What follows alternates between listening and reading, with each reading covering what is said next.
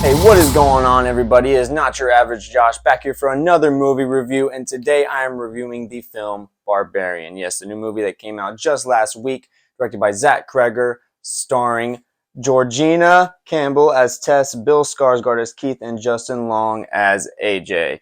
Now, I will say right off the bat, I really love this movie. Went into it with pretty high hopes, pretty high expectations. I saw it with a couple of friends of mine. And the one regret I will say immediately right off the bat is that I wish I did see this in a packed theater with a bunch of people. Seeing this, it was just me, my two other buddies, and then there was like two other people near the front of the theater. We really didn't hear the reactions the whole movie, but that was also because me and my friends were reacting so crazily. I mean, this movie is wild, very unique, has a modern twist on a concept that is somewhat familiar, but really just different to me.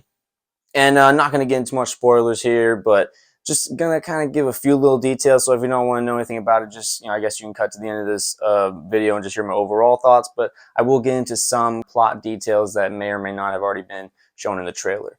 But firstly, I will say I'm going to commend this movie on just the setting of it. It takes place in Detroit. You got this woman showing up at the very beginning of the movie, shows up to an Airbnb. She realizes there's another guy there being played by Bill Skarsgård as Keith, as I said. And right away, as soon as she shows up to the house, you're immediately put in this offsetting mode of thinking, like, what is going on here? She should just leave, find a way to get out of there. Immediately, you're already on her side and just immediately feel how you would feel in that situation with her being there. As far as Bill Skarsgård goes, he is just great. He shows up kind of at the beginning of this movie with our main character, Tess.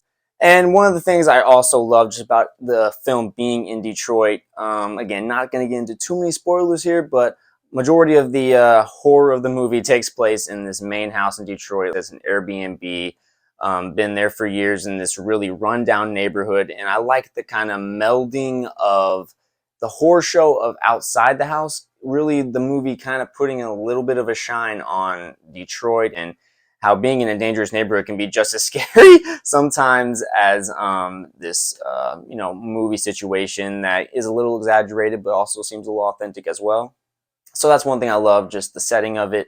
Another thing I loved, as the movie got going, you just really never could quite feel easy. It was just this constant sense of uneasiness, tension in the air, and they really do a good job. Just as soon as the movie starts, the music, the score is really great in this. I did not look up actually who did the score for that. I should have, but he or she should be commended. As soon as the movie starts, you get this uneasy just track playing that really just immediately tenses you up. I was tense the whole movie, just almost covering my eyes for a lot of the movie as well. It was really a fun roller coaster ride of emotions there. Now, getting into the other characters as far as how all their performances were, Justin Long, he was a real surprise here. I knew he was in this movie. I kind of saw brief glimpses in the trailers. I'm trying to avoid most of the trailers for this movie, but I did see some with the little glimpses of him. So I was like, oh, that's interesting. He's been a few movies that I've liked that are horror-centered, Jeepers Creepers being at the top. I really love that movie, one of my favorite horror movies that I watch usually around Halloween every year. But I thought he was really strong in this. Just a complex, layered character. Again, not going to get too deep into it, but just the decisions that he has to make throughout and the way you're introduced to him, he really comes off as already a sleazy, kind of not so good guy. And as the movie goes along, you're tethered or you're going back and forth. Is he a bad guy? Is he not? And then he even has one of my favorite scenes in the whole movie in terms of character development, just period, I think, for the whole movie. He has this moment of trying to decide, is he a good or bad guy? Again, not going to get into the details of it, but I just loved his performance, just the dialogue that he would put forth in each scene, while also just reacting to the horror of the situation that happens throughout the film. And again, as I mentioned, Georgina Campbell is really good in here as well. She's a great lead as Tess, being her character. She just being the audience member in a way. We're just following her the whole movie. She shows up in the very beginning of this Airbnb and this stuff starts happening.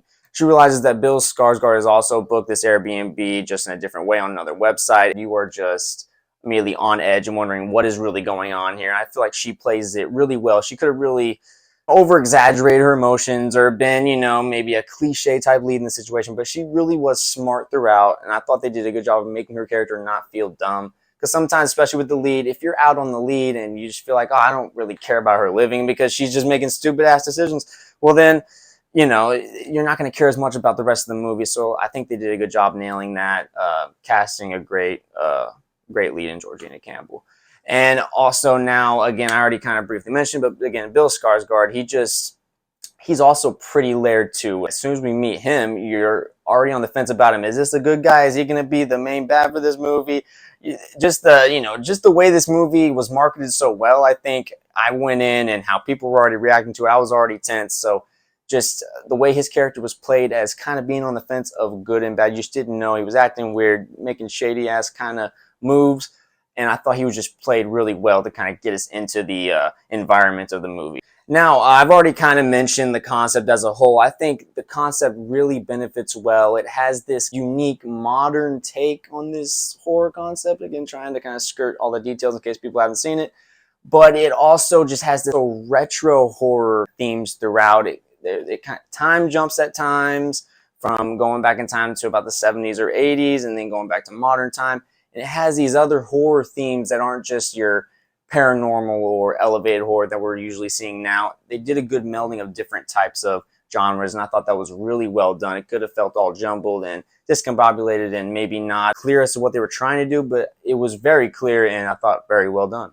Now, the runtime I thought was really good as well. It wasn't too long of a movie. I thought it was actually perfect in pacing, near perfect for a movie like this that had a lot of different twists throughout, and there was a moment where it really switches up what we see is going on. The next scene, we're in a different place, in a different state even, and it takes a minute to adjust to that, but I thought it was done well enough to where it didn't take me out at all. And I mean, I thought the pacing was just really done well throughout. The way we're introduced to the characters, you're always on your toes. If the movie was moving slow, you did not feel it, and you kind of actually wanted it to, because you're probably so scared. There's probably characters moving slow because they were scared. So I thought the pacing was really well done here. Tone as well. I thought they really captured the tone well with just the score, the way they directed it, the shots they got, the color scheme, everything was just really done well. And you were just, like I said, always on your toes. And for a movie like this, that is what you want.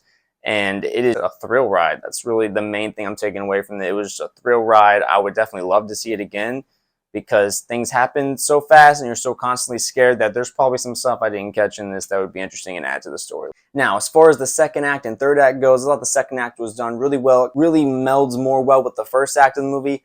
The third act goes in a different direction than what the other part of the movie was like. I thought I was kind of mixed on it. It kind of turns into a little bit, this is a slight spoiler here, so whoever's watching this is a spoiler right here. The third act turns into more of a supernatural monster movie than the first two acts were, which you don't really know what's going on with the first two acts, and you start to realize what is actually going on, and then the third act kicks in, and you really get this different type of movie for the rest of it. I was on board with it because I thought the movie was directed so well. They had done everything really well with just capturing the tone and the pacing very well that I was fine with it, and I actually really enjoyed it. But I can't understand how some would find this an abrupt switch up to what the rest of the movie was, more of a realistic situation that could happen to something that was more movie-like, and which I thought was done really well. It's just a little unrealistic, but overall, I really liked it, and overall, I really liked this movie. I'm going to give Barbarian a rating of a 9 out of 10. So yeah, that's my thoughts on the Barbarian. There was plenty of times where I was screaming throughout this movie with my friends next to me. It was very tense. A great horror movie. Definitely one of the best of this year. I don't know if I'll say it's better than X, because I really love X. X has been my favorite horror movie of the year. There hasn't been too much horror movies, really at all anyway. But, I mean, this was just a great movie. Go check it out, especially if you love horror. But if you just love movies in general, this is a great one to go check out right now. Not too much out in theaters currently. That will change here soon. Go check it out, and I will talk to you guys later.